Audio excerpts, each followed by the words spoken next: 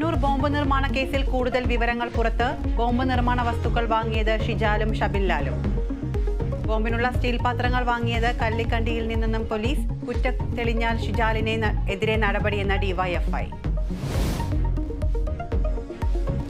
CMRL Exalogic സാമ്പത്തിക ഇടപാടിൽ കുരുക്ക് മുറുക്കി ഇഡി. CMRL ഉദ്യോഗസ്ഥരെ ഇന്ന് ചോദ്യം ചെയ്യും. സാമ്പത്തിക ഇടപാട് രേഖകളും ഹാജരാക്കണം. ഹൈക്കോടതിയിൽ കെ ബാബുവിന് ഇന്ന് നിർണായകം. തൃപ്പൂണിത്തുറ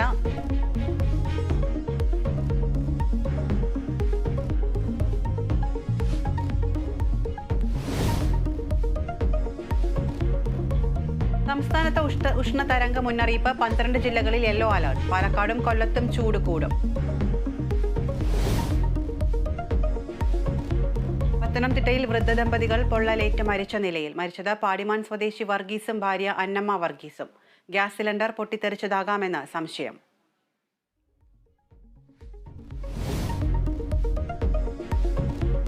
ഹമാസിന് നേരെ ഇസ്രായേൽ ആക്രമണം രൂക്ഷം. ഹമാസ് മേധാവി ഇസ്മായിൽ ഹനിയയുടെ മക്കളും കൊച്ചുമക്കളും കൊല്ലപ്പെട്ടു. കുടുംബത്തെ നശിപ്പിച്ചാലും പിന്നോട്ടില്ലെന്ന് ഹനിയ. ഇസ്രായേൽ അമേരിക്ക കപ്പലുകൾക്ക് നേരെ ഹൂതി ആക്രമണം.